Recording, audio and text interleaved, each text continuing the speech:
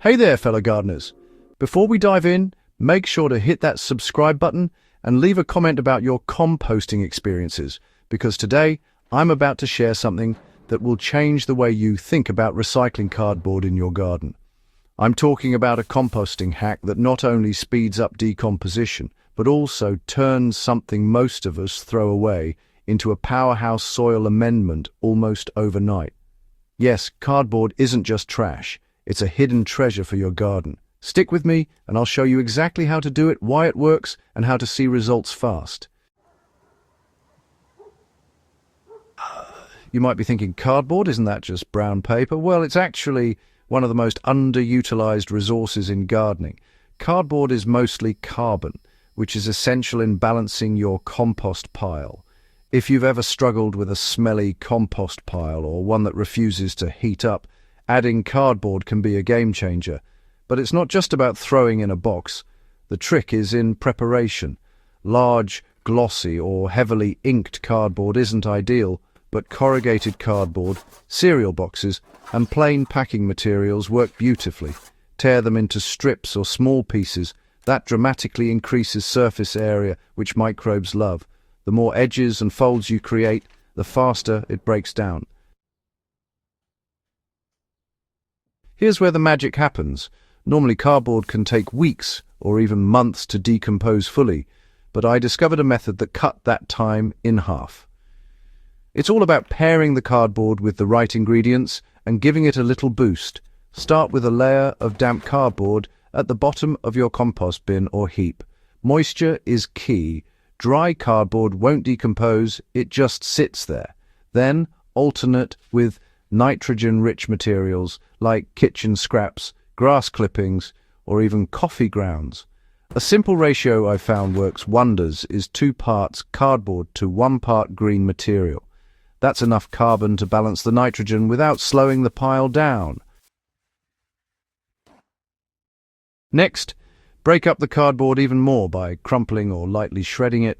Don't worry about doing it perfectly. The goal is to maximize contact with the composting microbes. From there, sprinkle a bit of garden soil or finished compost over each layer. This introduces beneficial microorganisms right where they are needed. And here's the trick that accelerated everything for me. Cover the pile with a tarp to retain heat and moisture. The combination of moisture, microbial inoculation, and layering creates a mini hotbed of activity that decomposes cardboard faster than you would ever expect. In my experience, noticeable softening happens in just a few weeks instead of months. I've seen gardeners toss in cardboard haphazardly, expecting magic. It doesn't happen that way. Cardboard's dense structure means that microbes can only work on the surface. Shredding exposes far more of it, while layering ensures that the pile maintains the right balance of carbon and nitrogen. Think of it like making a lasagna for your soil. Too much cardboard without green layers and decomposition stools. Too many kitchen scraps without enough cardboard, and your pile turns into a slimy mess. Layering, moisture, and aeration are the secret trio for the fastest breakdown. Every time I've applied this method, the pile not only heats up rapidly, but smells earthy and fresh, which is a clear sign the microbial army is at work. This method works whether you're using a traditional compost heaper bin or even vermicomposting with worms. In a worm bin, I cut cardboard into even smaller pieces and lightly moisten them. Worms absolutely love it. They shred it further while feeding, which creates an incredibly rich, worm-cast-rich compost in a fraction of the time. For larger garden beds, I sometimes use cardboard as a base layer for sheet composting. I lay down damp cardboard directly over the soil, top it with green waste and water it. Within weeks, the cardboard has softened and started turning into crumbly, nutrient-rich humus that improves soil structure and water retention. It's especially helpful in perennial beds, where I want long-term soil improvement without constant redigging. Once the cardboard starts breaking down, it does more than just disappear. It improves soil structure, making heavy clay soils lighter and sandy soils better at retaining moisture. I've also noticed that it reduces weed pressure when used as a mulch layer in garden beds. Even partially decomposed cardboard still acts as a barrier for sunlight while feeding the soil underneath. And for me, the best part has been watching a pile that started as a bunch of old boxes and kitchen scraps turn into dark, crumbly, nutrient-rich compost faster than I expected. This is a composting hack that rewards patience, but also gives almost instant gratification if you do it right. There are a few pitfalls to watch out for. Glossy, heavily inked or wax-coated cardboard doesn't break down well and can introduce unwanted chemicals. Avoid overloading the pile with too much cardboard at once. It's better to mix in small amounts gradually. And always check moisture levels. Cardboard that's too dry slows decomposition, while waterlogged cardboard creates anaerobic conditions and odors. A simple test is to squeeze a handful of cardboard.